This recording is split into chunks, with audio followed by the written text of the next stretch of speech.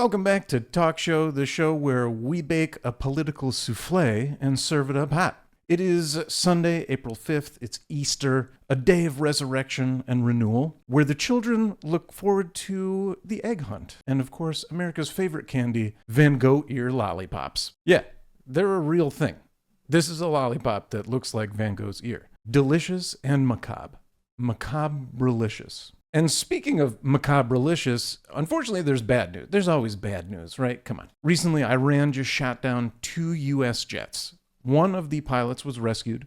The other is still missing. This is day 37 of Trump's war, as I like to call it. The war that he said would be over in 2 to 3 weeks, which was supposedly nearing completion on Wednesday. By Saturday, we'd lost 2 more aircraft, and Trump was posting rescue updates on Truth Social, almost like it was some sort of Netflix recap. It's your world. I just live in it. Let's scramble these eggs. In our first headline, Iran has shot down 2 U.S. jets. Saturday night, Iran shot down 2 U.S. Air Force jets over Iranian airspace.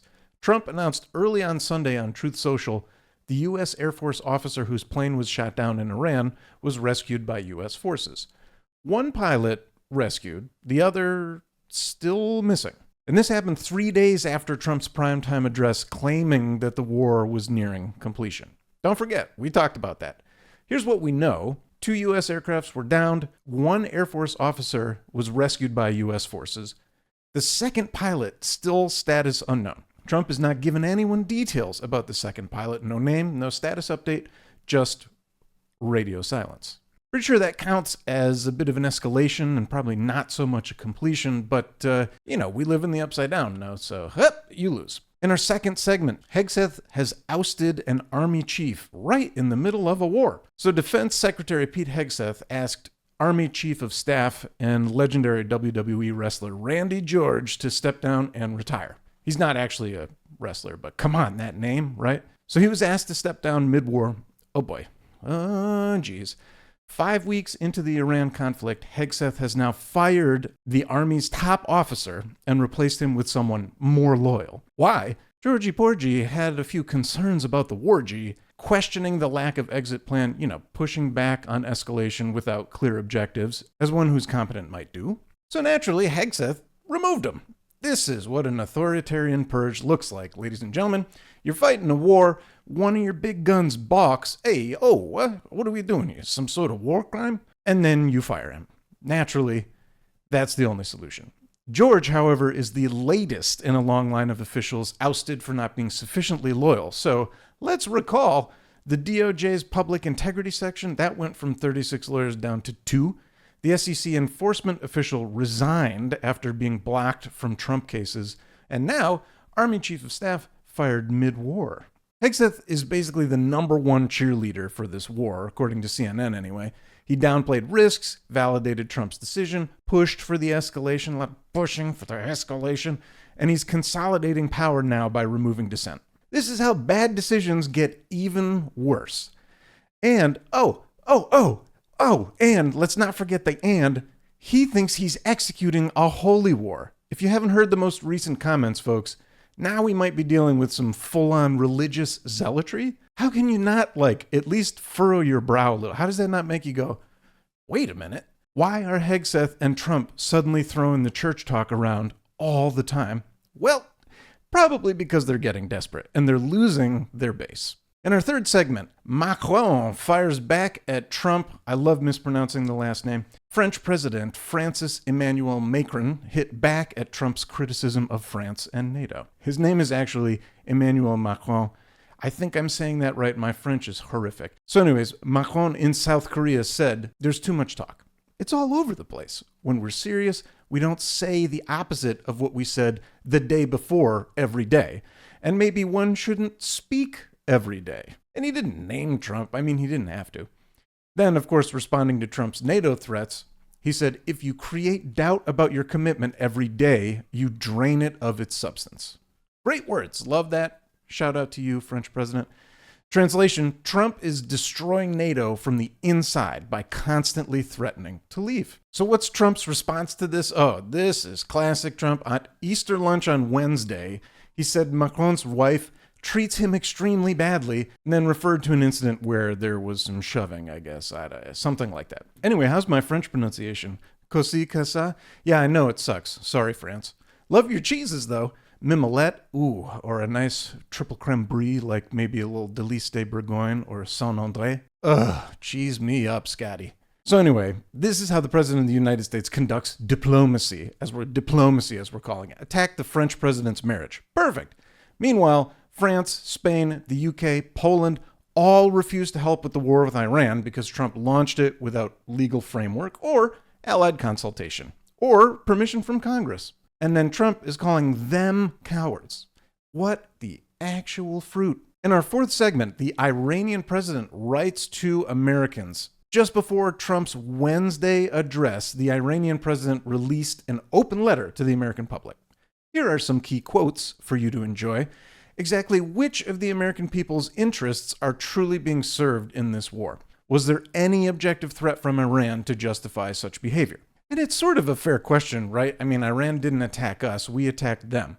Trump launched strikes without congressional approval, without allied support, without clear objectives. Things that you might want if you're going to attack another country. You've heard these numbers before. 13 plus U.S. soldiers are dead. 2 jets have been shot down. A pilot is now missing. Oil is still at $119 a barrel. There is no exit strategy. So what American interest does this serve? The Iranian president's letter is propaganda, obviously. For example, Iran brutally repressed domestic protests. They fund terrorism and, they're blocking the Strait of Hormuz. But the question stands, what are we fighting for? Trump said on Wednesday it's to protect the United States, our troops, our bases overseas, and our allies. Okay, but which allies? The ones refusing to join the war? The ones Trump threatened to abandon via NATO? The objectives keep shifting. Week 1, prevent Iran from getting nukes. Week 2, destroy Iran's military. Week 3, control Iranian airspace. Week 4, we're nearing completion. Week 5, 2 jets are now down and a pilot is missing. That's not strategy. This is chaos with a body count. Our next segment, more good news about Artemis II. In the middle of all the madness, we can savor the peaceful splendor of the void of outer space. Artemis II is successfully orbiting Earth. This is awesome.